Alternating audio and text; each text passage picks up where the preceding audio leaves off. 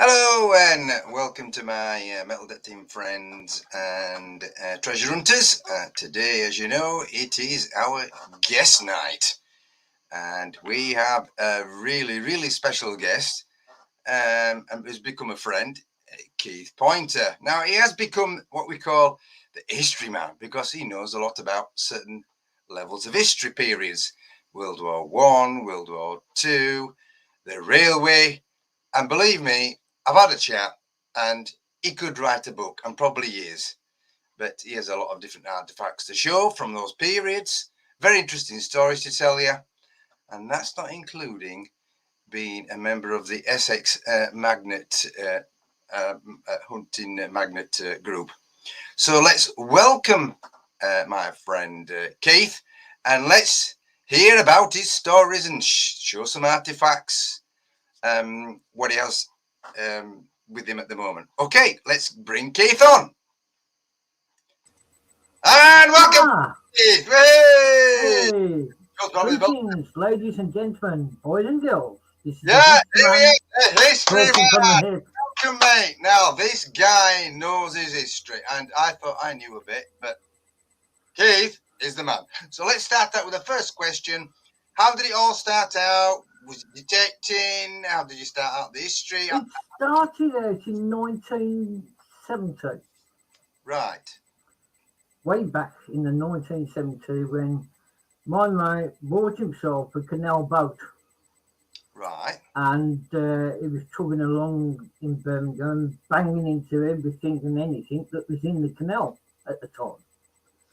So, as he was a member of the barway at Seven Valley, he kept on about it, and we got a bit fed up a bit. And I said, okay, then we'll all go down there one of the days, tell the council that we're going to clean the cutout. Okay, then. 16 of us turned up in all the different types of vehicles, as you do. And one of our members at the Seven Valley had a skip, or skips. So we parked all the skips along the canal in the car park where it used to be a factory there. And we started using grappling hooks. We didn't have many magnets in those days. It was all grappling hooks on everything, but we can pull out with, right? And we started pulling out a load of things. And we pulled out loads, and I mean loads. You know the arch windows, and they come down. They look all these little windows in it, glass. Yeah. Well, we had all those pulled out, and half of them went to the Seven Valley. The other half went to another railway, which is over in Norfolk. Some of them went to Chasewater, and some of them went to Toisley in Birmingham. All right. So we pulled out all those. We shot shopping trolleys, push bikes, motorbikes, scooters, all different manner of reasons and stuff. And somebody brought out a gun that turned out to be a murder weapon. Oh. Yeah. Was that in sort of a crime or something like that? Did it? Or did they found out it was part of the crime scene of somebody getting shot in 1939, 1940. Ah. And it was used as a Colt 45, and it was used. And one of the lucky so-and-sos, he found it in one of the shopping trolleys that was actually immersed in the water. And they must have thrown it in there and never thought of it. And we dragged it out. We dragged out loads of stuff. I mean, loads. The tonnage was unreal. We filled up 6 skip loads, and then they had to be emptied, and then filled up again. And all the other stuff that was treasured around, we've kept for the railway and see if we could sell on. And so really it was sort of that's how you got introduced into the railway history and because of the artifacts that you found. The artifacts we found just brought us grappling hook, grappling hook, bringing it all out, eh? Yeah, well, here's one for you. We was told, well, basically by a few people, the BSA works down by the now next to the proof house, right? Right. And basically there, we was grappling knocking a load of stuff out. I mean, yeah, you couldn't move, but the stuff that was in there of light, and people are still dragging out things, not with grappling hooks, but with magnets this time. Yeah. But we was dragging out loads of stuff, and I come across an item that basically took me roughly 3 to 4 hours to drag it out. Oh, okay. And one or two of my mates says, "Oh, you'll never get that. It's probably a piece of wood, Keith. Leave it alone. Go for somewhere else." What? No, I've seen it. Yeah, have you? I said, "Yeah, I've seen it." And I said, "Terry," I said, "Look, I'll show you where it is there." And I tried pulling it out, and nothing. I said, "Right, okay, I'll try the other side." And luckily, I pulled it out, and this is what I came across. Hello, look at that, eh? Hey, Right. Hi, Michelle. What's the gauge on This is it? a 1944, right, and it's a 25-pounder Mark II. Wow. And where I got it at one time, there it's still got the lip that Where you all helped it. crumbled in, like, you know, and some of the, where is it now? There.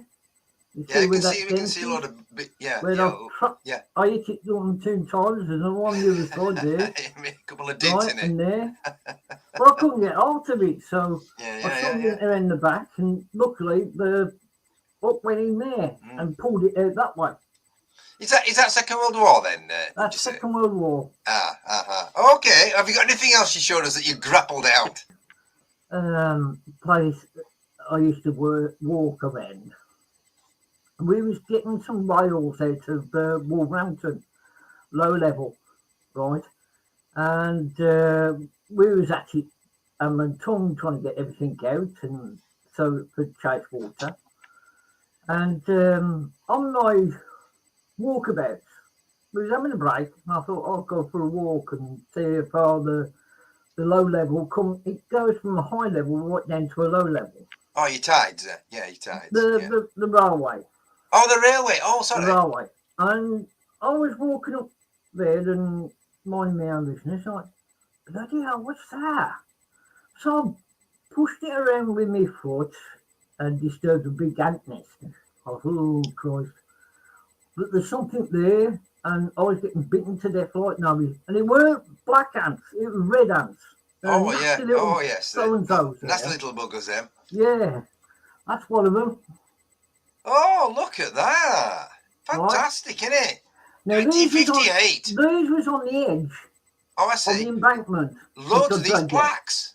And they were standing up on each of them. Oh, I see. There's 3 of them. There's that one at 1958.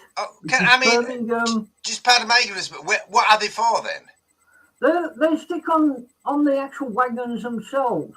Oh, I see. Right. Oh, right. Oh, wagon plates. Oh, yeah, railway wagon plates. There, Birmingham Carriage and Wagon Company. Right, yes. Which is at Vauxhall in Birmingham. Yes, I do know that's... And then you got this one. Another one. Oh, yeah. Oh, wow. Oh, yeah. Right. Oh. Now, everybody says, what's the lot number down there? That's the lot number of the vehicle that has been made specially for the railway. Oh, I see. Right, and that's how it's a lot number. This number up here is the British Railway number. Oh, I see. And that there is the weight. Just bring it to the centre, Keith. That's it. Yeah, that's it. Oh, yeah, lovely. That's it. We got it all sorted there. Oh, I see. Wow. So right, 3 of them, did you? Oh. And here's another one. Another one. This is the 3rd one. 1959. And they was all stacked up on the edge, on the embankment. Yeah, they must have just forgotten about it. They must have stripped a few wagons there. Yeah. Right, and somebody placed them on there, thinking they'll pick them up later. And they just forgot completely about it. Yeah, and I didn't you've come along. I didn't have a metal detector or No, that pinpointer was at just that eyes time. only. Yeah. I just walked around with my eyes open. Well, yeah. Well, we do as well. Yeah. But when did you actually start with the metal detector, and what metal detector did you have then? Well, I started in metal detecting in 1986. Right. Right. I started metal detecting with a friend of mine. And what was it? What machine did you have, Keith? I had a Garrett. I had the early Garrett. What brand was it? I think it was a 200i. Oh, was it 200i? All right. Yeah. I think it was. I wasn't sure. Yeah. Okay. But what did you exactly find with it then? I was going over with Terry and over to June's place and my uncle's place over in Normandy, in France. Oh, Normandy? Yeah. And we was picking up mortars, empty mortars, that is.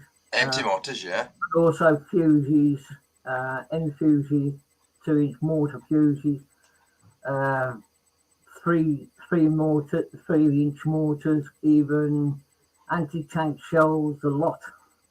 So quite a lot of Second World War stuff. So when I jumped out of the VW Volkswagen van that we had, my mate was driving. I jumped out and I said, "Where's all this stuff then?" Neil, my brother, because he owns a place in Lyon, right, in south of France. Right. And he said, "It's where you just jumped off the van." I said, "You are?" It was only a grenade. All right. Thinking that I thought it was a brick or something, or Yeah. stone or something. Yeah. It was daring, but it was so worn away where people jumped off and slipped on it. You just saw the edge of a grenade. And it was a grenade. Still alive. Yeah. A live grenade. And there's me. And my brother said, "Oh, don't worry about it. It won't come off." You what? What? Now, that's a grenade. Yeah. You see that part there?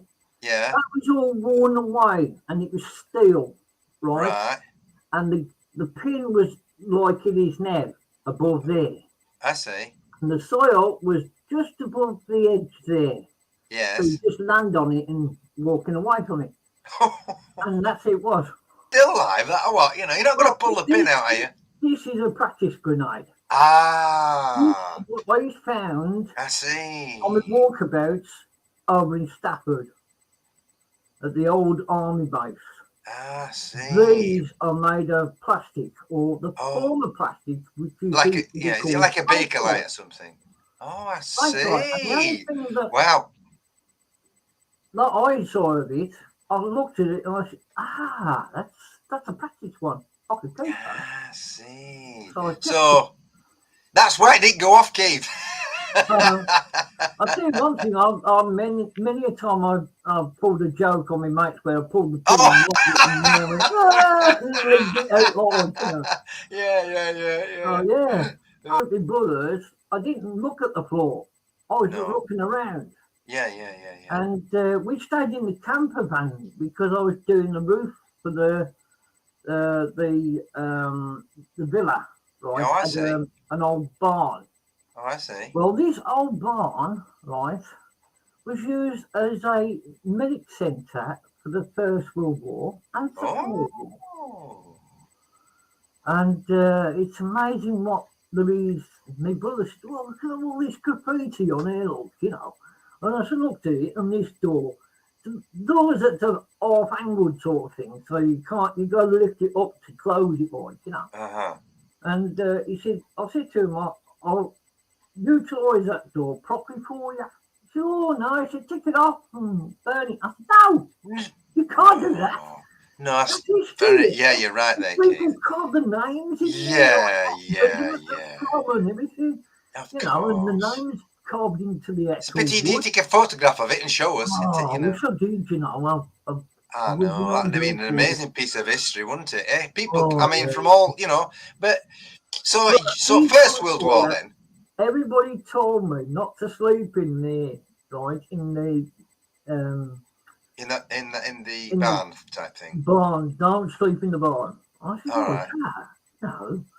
I was very naive, like, you know what I mean? But here's one for you. We slept in the caravan, in the caravan, and the also the van. Yeah.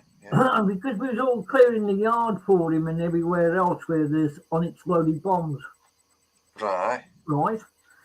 And so instead of sleeping in we was told not to sleep in there, which we didn't because it was a bit filthy, like it needed cleaning out and new roof on it where the water dripped in it that many times, you know. So we started ticking the roof up and getting all new timbers put up. And I said to my mate, "Where's the bloody hammer?" He said, "I ain't got it." I said, "Where is it?" "Well, where did you leave it?" I said, "I left it right there so I could pull this piece of wood up, you know, a claw hammer with pins out, the nails out." And these nails were those man-made nails. These was the old square nails, Oh, I see. Yeah. right? Yeah. These are made way back before the First World War. I think it was made in Poland, like that, you know, in the Ponynter wars, like, you know. Wow. And so anyway, I was doing this, and I couldn't find out where my hammer was. The hammer was placed on a shelf further down. I didn't place it there. The mate didn't place it there. Oh. Yeah. There was goings on there, and basically, you know, we started putting a new roof on it and everything else. Even the animals don't go in there. There's people who died in that place. Well, yeah, with it being a sort of an old hospital. Yeah. First World War and Second World War. Second World War. It was used during the German side of it. Oh. And then when the British pushed forward a yard or two, right, they moved back out. I see. Yeah, right? And as they moved back out, the British used it. Oh. Right, and as a Same. First aid area. First aid area as well. Oh, I see. And then afterwards it was moved on, and in Second World War it was used during the times of recording a medical centre. Oh, I see. Yes. For the Brits. I think it was the Royal Warwickshires that holds on to it. Then it was paid over to the Gloucester and Warwickshires. Oh, right, yeah. So they had it. And then it was made into a HQ then. Colonel Urquhart used it before, right, during the Second World War. Before that, the Germans used it. Mogul, right, used it. And then he saw the British arriving, and he moved off fairly quickly, like, you know. I see. And then Brigadier Urquhart came into it and placed his HQ there. What can you tell us a bit about this Brigadier Urquhart then? I mean, what do you know about him? Well, I don't know much about him. As far as I know, he used to run about 3 groups, right, which is the Foresters, Forestry Yeomen, the Garretts and Warwickshires, and also some of the other regiments as well, right? Yeah. Oxford and Bucks. Did your brother find any artifacts then? On the field? Loads of artifacts we found. Uh-huh. Apart from the live rounds, we also 303 Lambfield rifle bullets. There's also a Vickers submachine gun belt we found. We've also found boxes of ammo that was still buried in the ground. Wow. Yeah. I should imagine they're still alive. Oh yes, Max is alive. You gotta watch it, you know. You gotta be very, very careful. Yeah. And your brother's been trying to clear some of this away, hasn't he? And it's still. Yeah. Give you an idea, at certain times when it rains, It's called the Field of Rust. All right. Right. Is that And much? the tonnage, the tonnage that came out of one field alone was over 20 tons. Wow. Mm. God, And blimey. most of that is either First World War and getting into Second World War stuff. God. Some of it, I would believe, some of it is recorded now Waterloo type. You know, No. yeah, there's loads of coinage that Whoa. people That's found. musket shot and rifles of Yeah, that period and also and you've got artifacts and buttons. great Napoleon. Oh, shots, wow. Napoleon, right, and even uh, coinage. Coins. All right. Yeah, Oh, interesting, isn't it, that? and also flintlock stuff as well. We got. Yes. Yeah. Apart from all that, my brother wanted one of the fields emptied so that he can get a plough on there. And as Oh, I soon as he see. started ploughing up, there's loads of more stuff underneath it.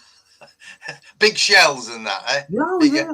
What size are these shells then, Keith? Now you're talking between 18 and 22 pounders. And they left there live.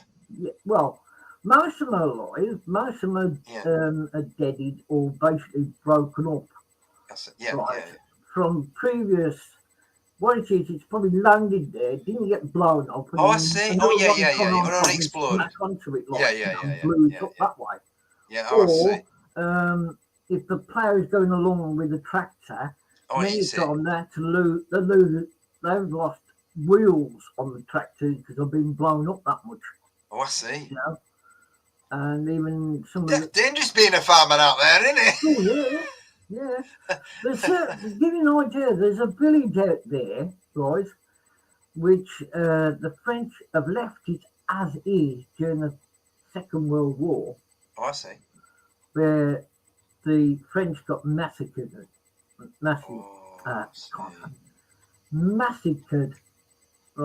Yes. And they left it, and it was in the it was on the news, it was in the film, even World of War.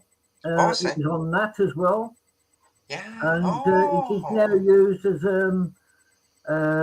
to let everybody know what it was. Yeah. Did they find any bodies, Keith, or anything like that? Oh yeah, you've got to watch it because there's some German helmets that we come across and British helmets as well, where you find, if you're not too careful, would find a skull underneath it. I see. And then you've got to bring in the gendarmes, right, which they have to dig up the area where you are. You move away from it if possible. And they have to identify the person, either a Brit, American, or French, or then again, it might be a German. Yeah, you see, this is what people don't realise, that there's quite a lot of different nationalities that were involved in the Second World War and First World War. They weren't all just English. That's why you don't see magnet fishing people being accepted to go into France to do metal fishing in the canals because they banned them. You know why, don't you? Bombs. Oh, I see. There's that many bombs, I see, unexploded, that it's very dangerous. You just can't believe it, can you? You can't believe how much tonnage there is out there still from the First and Second World War. First World War, you got the Waterloo, right? Which is then you got Napoleon, and then you got First World War. Then you got Second World War, right? Oh, blimey. Yeah. So, what sort of, have they? What do they do then when they find these bodies? I mean, do they obviously sort of repatriate it and find it and find the names and then inform the family? I should imagine. Some of them do, but if you notice, the Americans have got American dog tags, right? Yeah. The Germans have got like it's an oval one, right? And it breaks in two halves. I see. Right? The top half is left to the body, and the bottom half goes to the German registration of deaths. Registration. Yeah, I know what you mean. Yeah. The French the same. French have got a small dome type one. We've got, would you believe, we haven't learnt from the First World War, right? Even into the Second World War, we got cloth. A cloth or What? paper, cardboard type There's tags. dog tags. That's just a bit unbelievable, isn't it? Yeah. So you can never really identify English one The because only way you can identify anybody, right, from any other wars is either from Korean War, which brought the metal tags into it, right? From Korean War and then up to the present day. yeah, I see. From the But that, First World War to the Second World War, we still haven't learned how to put dog tags on us. oh dear. So there's a lot of soldiers there. Obviously, they don't have a clue who they are. No, They that's just what I mean. bury them To somewhere. give you an idea, there's over nearly 2.5 million lost in the First World War, Right, yeah. right? And they don't know who's who. You never know. Even the cenotaph in London is by a soldier. You never know. He might be British, American, Oh, I German, see. French, They don't even know. I unknown see. soldier. Could be anybody. Could be anybody. I see. Yeah, Right. yeah. Same goes in the Second World War. They do cenotaphs in different places. You never know what they're from because the cloth one, the cloth dog tag, came in two sections. It was like a threepenny bit, the old threepenny bit. Right? Yes. It had that and a round one for your blood and your offspring sort of thing. You know who to go to, like Oh, yeah. All the Descendant information. Go to I see. them, like. Wow. Has your brother encountered any ghosts then over there, or any sort of strange happenings over there? Oh well, here's one for it. We was having a barbecue outside, right, and it was a lovely night. It was a warm night. It was around about, give you an idea, between 16 and 18 degrees outside at night. Right. That's warm, isn't it? Lovely warm night. And owls and birds in the background are starting to, people out, like. Okay? And then come 1 o'clock, was all that to go to sleep, like. And you hear, right, bangings over the back, cannon sounds. You hear a sort of whistle, sort of. Yeah, like it's like a shell coming through. Yeah, that's all you hear. And I said to my brother, I said, you get all this all the time? Yeah, most nights. You know, when it's a still night, you can hear it. Bits you can hear the noise. You can actually hear people walking, because it's got like a cobble type yard. You can actually hear people walking across the cobbles with their iron boots. Yeah. God, blimey. And also you could hear people moaning in the shed. Oh, yeah, of course, yeah. Because that's where they died, isn't it? That's where they died, in the sheds, in the first aid sheds. And they probably died from horrific wounds. If you're going over abroad, like over to France, and numerous people like yourself are just detecting that, be very, very careful. Yeah. And where you sleep, make sure it's in a proper hotel sort of thing. Don't do like we did and camp outside and, well, it was a bit uneven, like, hearing these things. It was amazing that the ghostly people were still carrying on, thinking the war was still on. And I said, I said it out loud, sort of thing, because it's getting on our nerves in 3 days in a row, like, you could hear these footsteps and strange sort of noises, noises. And all I said out loud was, keep it down, you guys, the war's over, it's finished. We're just helping to mop up the ends what you've just started. And I'll tell you one thing, I had the best sleep out after that.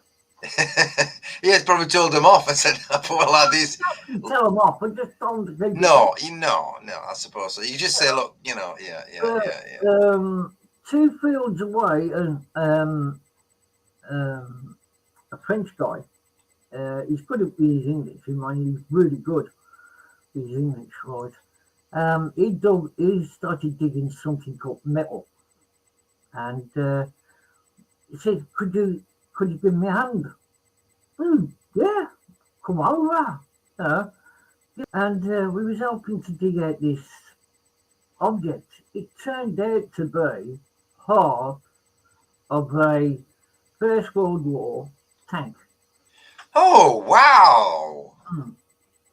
Wow, that is just Moment, amazing. well, we was hoping to go over there last year or the year before, and because of the pandemic, we couldn't get over there. You can get over, yeah. So we're hoping to go over there and helping dig out the rest of it. The rest of it.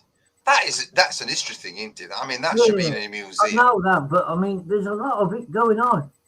There's a Ah. lot of it going on.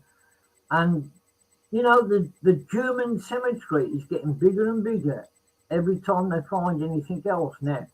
People don't realise that, do they? They don't Mm. realise it because there's Yeah. more mains going up and more people found and more Well, history yeah, I mean, found we're and talking personal stuff. nearly 2 million out of the two wars, right? There's over 2.5 million in one war and 3.2 million out of the Second World War. Yeah. So a lot of But people don't into forget, the First World War, after the First World War, you had the influenza, which is almost like what we had 2 years ago. Oh, I see. Yeah. It killed off a lot of people during the First World War. I see. The Second World War had the similar sort of situation, but they brought out a sort of an antivirus. All right. Okay. But the First World War, after the First World War in 1918 to 1922, right, they had this virus, right, that killed most of everybody. I didn't know that. War, right, and not only that, it was like influenza, right? Yeah, like a flu type thing. Similar to, like you said, we've just had, isn't it? It's like the pandemic that we had. Yeah. Only different variations. So it isn't new, this pandemic. It's how you handle it, isn't it? Really. Come out again, and basically, it's opened your eyes a bit. Yeah. Well, has your brother ever found something really personal to somebody then? There. Yes, we did. Under the floorboards of the villa, right? So personal, it was a Bible, right? Oh. Now, some of the Bible pages were ripped out, and I found out why. Well, give me an idea. You know, you've got some people don't smoke. I don't know if you smoke, but most people don't smoke. I smoke. Right, now the tobacco, right, in your pouch. You need something to roll it up. And because they run out of papers, they didn't have Rizzlers in those days, right? Yeah. Bits of paper. The Bible, you can see where the tear marks are. That's right, thin, isn't it? Yeah. And rolled it up. Yeah. I see. Yeah. I bet that tasted a bit different. And at the front of the page, it says, "Whoever uses my book, make sure you don't use the stub ends on the book." All right. Sound advice, eh? Sound advice. And the person who wrote it in 1915. Wow. 1915, a soldier was there, left his Bible there, and been using it to make cigarettes, or the paper for that goes around the cigarette. They had the tobacco. They didn't have filters. Oh, I see. Days. They didn't have the clay pipes probably broken, and they had nothing else. Yeah. So they found that the Bible pages are that fine. They teared it off perfect. and made it into roll-ups. I see. Is there anything else like significant? Like somebody's wallet or somebody's personal? Not really. There's been personal items that have been found of late. Mainly guns, bayonets, even what they call trench art that's been found. Oh yes. Trench art. There's loads of that about. People have found.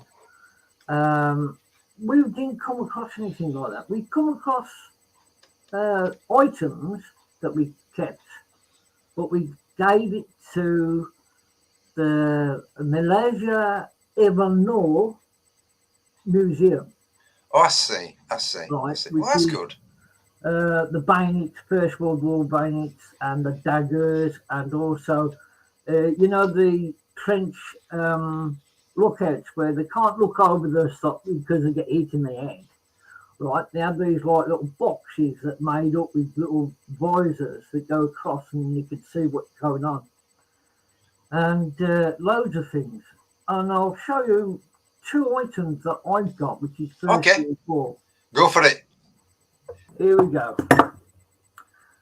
On my first trip out, some time ago, I do a lot of stick hunting, and I still Okay. do it now and again when I get a chance to. I found loads of stuff, and because of the way people have died and they just chucked it in the skip, right? They're not really bothered to give it to a museum or Yeah, with it being old and that, they just think it's junk. or anything like that. But you found something. This is what I found.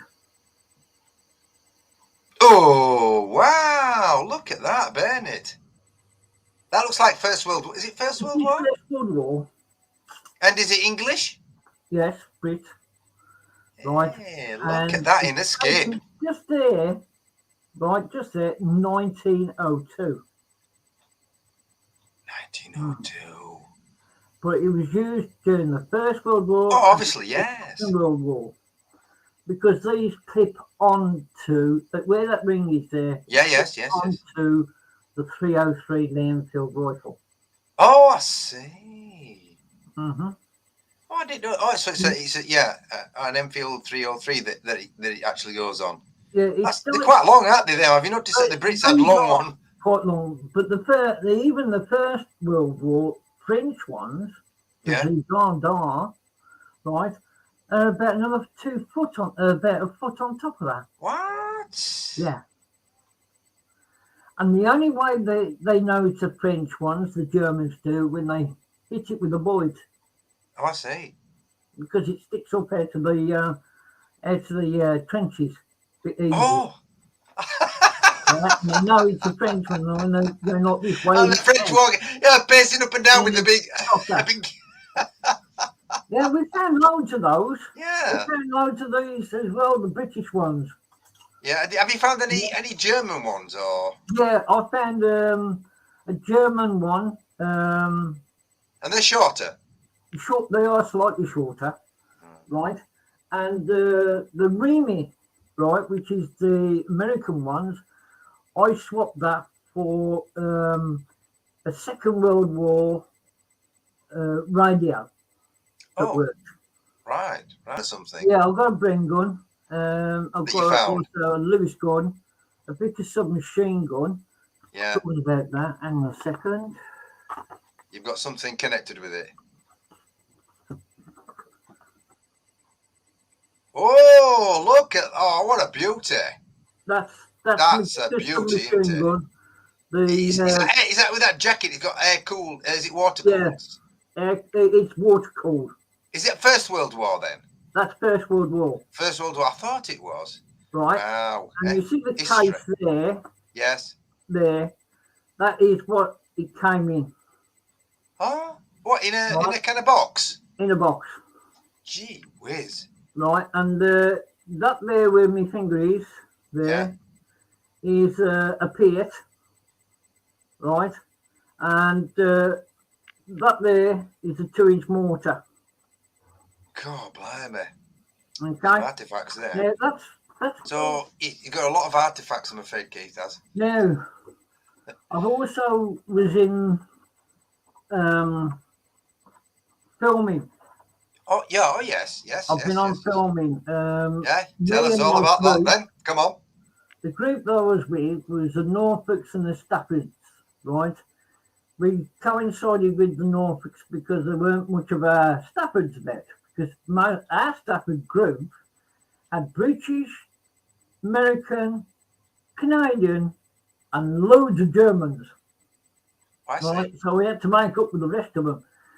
So I brought in the Norfolks to help us out, right, to do a reenactment at a filming, and it was called No Bananas, right? All right. It's a B movie, and I haven't seen it since, but it was. What year is that then? Oh, we're talking 1982, I think it was. Okay, so it's the Bananas you was in. And that's me there jumping there. You there? Gun Courier. The Brengan Courier there, right? All right. And I was jumping out to Brengan Courier with Mike and Kim. Yeah, some friends. All right. And what other films did you say you've been in then? Saving Private Ryan. Oh. And also Band of Brothers. Oh, brilliant. And what parts did you play in that lot then? The Band of Brothers, if you notice when the Band of Brothers was going up against the Germans up on a hill, right? And you see Easy Company with the right wing going up the top with them. Okay. And then suddenly the Germans outfired them and they started running back and they said, "Oh no, our right flank's gone." You know, and that was us. Oh, that was your clip. In the background. In the background. And then the tanks came up, which was our tank, which is like that one. Ooh, what a cracker. Sherman's coming up. There's a whole group of Shermans coming up. And that's how it was. It stuck in the pump. Is that what you got then? That one of those Shermans or invested in a Sherman? Sherman tank, eh? What else we got? Apart from the Sherman tank, we even got that, right, which is a Chrysler half track. Oh yeah, half track. Wow, hey, they're rare. And I bet they're not comfy to ride though, are they? oh, the excuse the pun, rough as arseholes. Right. I thought they would be. We've done some filming with the what you call now Band of Brothers. Yeah. Right. And it was on filming day when we was doing this, and giving an idea, my mate John Sherman, right? Yeah. That was in the when there was snow on the ground. It was right bad. It was real snow, not the fake stuff. Real snow. I bet it was chilly. It was -7 when we had that photo taken. Oh wow! Right, that's my mate. That's me. We can't really make it out, but you're there in spirit. Yeah. You're somewhere about. Right. Those are those. And this is all my stuff in the photograph. Oh. It's all your stuff. Jeep. You got the lorry. Extras. You got the lorry there, which is my mate's lorry. Yeah. Oh, I see. That's my Jeep, and that's my tent. Oh yes. Oh, so the Second World War is it then? Yeah. Obviously. Yeah. Second World War, and all the proceeds we raised for that was for the War Graves Commission and also the Poppy Day Appeal. All right. It's the only one of its kind, and that's it. Oh yes. Oh, explain what that is then. This is a First World War entrenching lamp. Oh. There's your handle, right? Yeah. That at the back there's a handle at the back, so you can hold it like that, right? You can have this up here, and inside, when I open this up, inside you'll find things.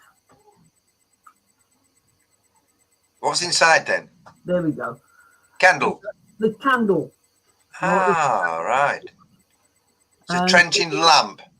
And those are the clips that clip onto the actual wall of your... Yeah, so you can fasten it on. Yeah. First World War. First World War, and it's also got the date on it as well. 1914. Right there. Blimey. Yeah, we can't see it, but we'll have to take your word for it. No, it's just my eyes probably. I can't see a thing. Where was it made? Where was it made then? Well, these was made in Birmingham. And many of them have been made Mower, right, in London. P.A. Manor in London. Oh, right. Right, and also P.A.J. Jenkins from Birmingham. Oh, I see. So, yeah. Right, which is now in the jury quarters that used to make the buttons for SS Titanic. Oh. Mm. So, Which yeah, I that found goes out back a bit. a bit later on. Have you got any more artifacts? Well, I've got this one which I've Oh, managed to get out. oh A yeah. magnet, What is it? A 50-50? What is it then? a 50 cal. 50 cal. Yeah. I don't think that's live, is it? You took all the. I took all the inserts out with the just to make sure. with an aid of an armory. Yeah. Firstly, knows a bit more about it than I do. But Yeah. when I latched onto it, it was my first prize I got Oh. using a magnet. Right. And that's when I started doing magnet fishing. Is that do magnet fishing? And now it's fished that much. They're bringing out magnets to go a bit deeper into the silt to drag everything out. Yeah, Now, nowadays, people are open to go over abroad, like Norway, Switzerland, places like that, where they've got lakes and pools and rivers, and do magnet fishing there. There's quite a few of them doing it. And they've come across loads of stuff. Loads of First World War, Second World War, even a German swastika bayonet, which somebody dragged out. Oh. So this, I mean, yeah, it is a bit addictive, I think, this magnet fishing. I think it can be, can't it? Because you just don't know what you're pulling out. Don't forget, I mean, France is trying to stop people doing that so they can't get the bombs. So they can't get blown up and injured. Yeah, but they're still doing what they call field walking. I don't know if your friends and people who watch this do field walking, but I do field walking all the time. I always use my eyes, right, and look at the floor and look above and around where you think, oh, it looked like there was a machine gun nest there. I'll have a look over there. I'll take the pinpoint with me, but I wouldn't need the detector. Yeah, just to sort of verify something, or dig some little, all right. And with that, you can go inside there and you go bleep, bleep, bleep, or whatever's been going whatever on. It usually vibrates, doesn't it? Yeah. Across them. I've come across loads of buttons and even rings, money, just walking. Oh, so I suppose the rain will wash it up and you can see a glimmer of metal, can't you? And I mean, snow, rain. Yeah. Wind, it just knocks it about. And if it's been freshly turfed, right, by ploughed, right? If it's ploughed, you find loads of stuff. Loads. You can't move for it. You can find buttons right through to even shavers. You know the old metal shavers that the yes. You find loads of those. I found loads of them dating from 1914 up until 1944. Oh, blimey. Yeah. So there's a lot of sort of wide variety of history. Variety is unreal when you go over abroad. I see. Over to France. Even there's that much of it still there. You know. There's loads there. There's loads. I mean, you'd be surprised. Yeah. Give you an idea. There was one lot of lads from the London borough, right? They do metal detecting and everything else. They went over there. They asked where suitable, and I told them. And they found an area where it's not. It's more sand, if you know what I mean. It's more sand than actual muddied area. Yeah. It was a sandy area, and they came across a tube that stuck into the ground, right? Oh yeah. And it fired these masquerade tubes, like those happy gas bottles that you find loads of out all over the place. Yes. They used those, but massive, big ones, about the size of to launch off something. Yeah, and they drop it into the cylinder, and it goes off and explodes, and gas comes out of it. I see. they found 3 of those. Oh, Primed. right. Live. Lived and primed. Oh, blimey. I bet it can get a bit scary when you find something live, Keith. There's no doubt about it, is there? You can do, but there's loads of areas where even some of the French want to get rid of it, right? And they get people in to do it. And there's bound to be loads of people out there who will do it. They'll dig an area, right? And it might be the German section and the British section, and in between there's about 10 yards of no man's land. And you'll be surprised what you find on that. Yeah, well, I suppose they just died, didn't it, from both? Yeah. The zigzag of the trenches on both sides, but the no man's land is where the concentration of bullets, missiles, bombs, grenades, everything else, and even bodies, and also the rifles, the bayonets, anything you know. Personal as well, personal stuff. Part and parcel of that person going into no man's land and getting slaughtered. Yeah, there's that much history. Keith, what I'm going to do, I'm going to sort of bring the interview to a close because we're going to have to come back again another time. Oh, right. This is very interesting. So we've got into some different types of World War I and World War II history. I think we'll come back and finish off a bit more about that with some more finds.